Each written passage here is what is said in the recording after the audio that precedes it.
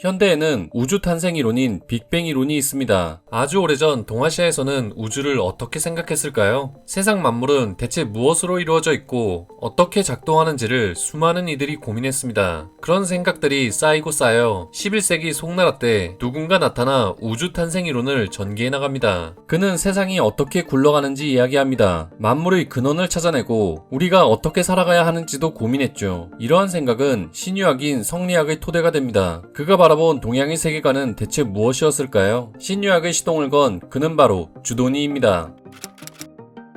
주도니는 북송시대의 유학자입니다. 1017년부터 1073년까지 살았죠. 흔히 주렴계라고도 합니다. 오랫동안 동아시아를 지배한 사상인 성리학 이론 토대를 제공한 인물 중 한 명입니다. 성리학을 집대성한 주의가 등장하기 전 신유학 이론을 채워나간 대표 인물 5명, 북송오자라고 불리는 멤버 중 한 명이죠. 주도니, 소홍, 장제, 정호, 정의로 구성되어 있습니다. 이 5명의 학문은 주의 입맛에 맞게 수용되어 성리학이 탄생하게 됩니다. 성리학의 기초를 만든 주도니는 어떤 인물이었을까요?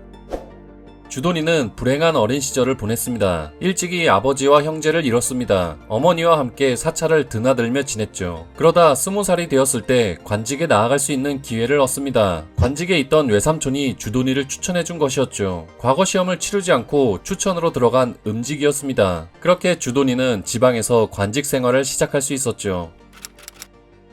추천으로 관직 생활을 시작했지만 주도니는 선비들의 모범이 되는 자세를 보였습니다. 비갠 뒤 맑은 바람과 구름처럼 그의 인품은 훌륭했다고 하죠. 사사로운 욕심은 멀리하고 성인의 길을 걷고자 했습니다. 이런 주도니에게 누군가 찾아왔습니다. 그는 자신의 2 아들들을 데리고 와서 가르침을 달라고 청했죠. 바로 정호와 정이였습니다. 정호와 정이는 주도니에게 가르침을 받습니다. 공자와 제자 안연이 무엇을 즐겼는지에 대해 탐구해보라 했죠. 그들은 유학자로서의 학문을 넓혀가고 있었습니다.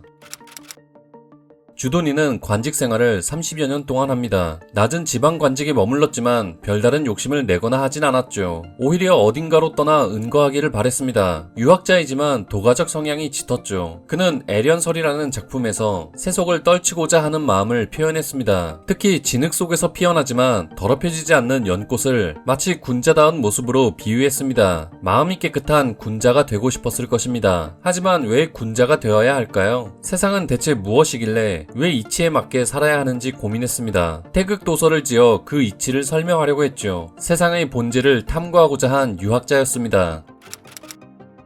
그는 관직에 있으면서 힘없는 이들을 변호했습니다. 불이익을 당하더라도 억울하거나 죄 없는 사람들을 감쌌죠. 많은 선비들이 그를 존경했습니다. 훗날 주희는 그를 맹자 다음으로 추존하기도 했습니다. 주도니는 오랜 관직 생활을 마치고 자택에 돌아와 요양을 하다 57세에 생을 마칩니다. 그가 남긴 이론은 성리학의 기초가 되었습니다. 어떤 생각을 가졌으며 무엇을 추구했을까요? 그 전에 신유학은 무엇인지 간략하게 살펴보겠습니다.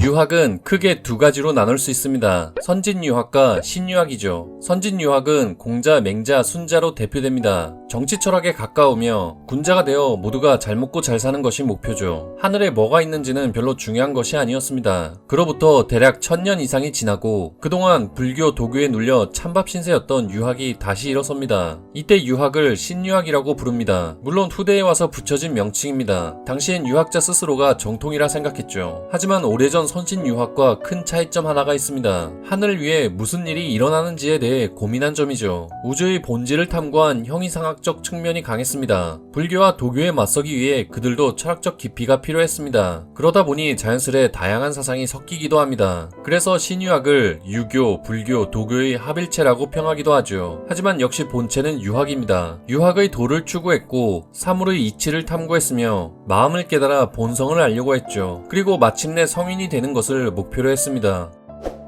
신유학, 특히 성리학은 동아시아 전반에 큰 영향을 끼칩니다. 조선은 성리학의 나라라 불릴 정도였죠. 그렇다면 성리학의 뿌리는 대체 어디서부터 시작했을까요? 바로 주도니에서부터 시작합니다. 성리학의 세계관을 열고 형이상학적 학문을 펼치게 되죠. 이제 주도니의 사상을 쉽고 간단하게 살펴보겠습니다.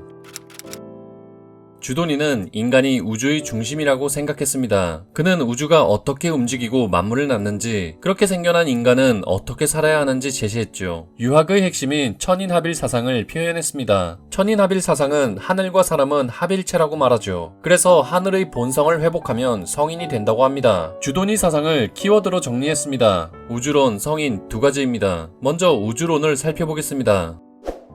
주도니는 태극도설에서 우주론을 설명합니다. 그 설명을 주역과 음양오행설로 풀어나갑니다. 그림과 249자의 짧은 글이죠. 짧지만 함축되어 있고 논쟁거리도 많습니다. 아주 간단하게 풀어보겠습니다. 세상의 근원은 형체도 없는 고요한 곳입니다. 시작도 끝도 없는 그곳은 모든 만물의 원천이죠. 그것을 무극이면서 태극이라고 합니다. 태극이 가장 먼저인 근원이라고 해서 무극이라는 표현을 붙인 것이죠. 이 부분에는 논쟁거리가 있습니다. 무극이 따로 태극보다 먼저라고 주장하는 의견도 있었기 때문이죠. 게다가 무극이란 말은 오래전부터 도가나 도교에서 사용된 언어이기 때문에 태극 도설이 그들의 것을 가져왔다고도 합니다. 어떤 유학자는 무극이란 단어는 원래 유학에는 없으니 빼야 한다고 주장했습니다. 유학자들 사이에서도 논쟁이 많은 부분이죠. 주희는 이 부분을 무극이면서 태극이라고 해석했습니다. 태극을 떠나 무극이 따로 있지 않다고 말했죠. 쉽게 말해 모든 것의 근원입니다. 근원인 태극이 움직이면 양을 낳는다고 합니다. 움직임이 멈추면 음을 낳죠. 하얀 부분이 양이고 검은 부분을 음으로 표시했습니다. 양과 음은 그렇게 생겨납니다. 양과 음은 만물인 오행으로 나아갑니다. 수, 화, 목, 금, 토의 5가지 요소로 나뉘어져 있죠. 서로 상생, 상극인 관계를 나타냅니다. 오행의 작용으로 사계절이 운행됩니다. 거꾸로 전개하면 오행에는 음양이 있고 음양에는 태극이 있으며 태극은 본래 무극이라고 합니다. 이런 작용이 엉키다 보면 양기인 하늘의 도를 받아 남성성을 만들고 음기인 땅의 도를 받아 여성성을 만들죠. 그렇게 생겨난 인간은 만물 중에 가장 우수하다고 합니다. 사물을 구분하고 판단하는 인의, 예, 지, 신의 성품이 있기 때문이죠. 마지막은 인간 다음으로 모든 만물이 생겨남을 표시한 것입니다. 결과적으로 모든 만물에는 음양오행과 태극을 가지고 있죠.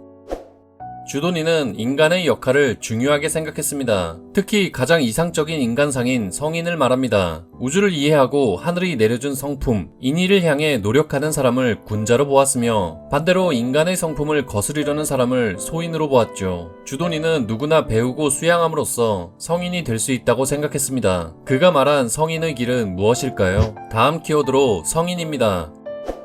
주도니는 성인이 되기 위한 방법으로 여러 가지 요소들을 이야기합니다. 그중 가장 중요한 핵심은 바로 무욕입니다. 욕심을 걷어낸 상태죠. 그는 근원으로 돌아가는 것을 중시했습니다. 도가의 정신이죠. 무욕이란 단어는 도가에서 즐겨 쓴 용어입니다. 말고도 무의, 무사 같은 용어를 사용한 것을 보면 그에게 도가적 사유가 섞여 있다는 것을 알 수 있죠. 주도니는 성인이 되기 위해선 욕심을 버리라고 합니다. 욕심을 버리면 고요하고 텅 비어 움직임이 바르게 된다고 하죠. 진흙 속의 연꽃처럼 비견 뒤 맑은 하늘처럼 맑고 깨끗한 사람이 되길 바랬습니다. 그가 일생 동안 욕심 없이 살았던 이유일 것입니다. 시대가 흐르면 사상도 바뀝니다. 당나라 때가 불교 시대였다면 송나라 때부터는 유학자들의 시대였습니다. 크게 성장하고 있던 사대부들은 귀족이 독점하던 자리를 견제하고 극락세계나 꿈꾸는 불교를 허망하게 여겼습니다. 신유학은 이런 변화 속에서 탄생했습니다. 그리고 이 이념은 동아시아에 수백 년간 지속되었죠. 오랫동안 지속된 사상이니만큼 가장 초기에 학문을 연구했던 주도니를 살펴본다면 동양 사상이 무엇을 말하고자 하는지 조금 더 잘 알 수 있을지도 모릅니다.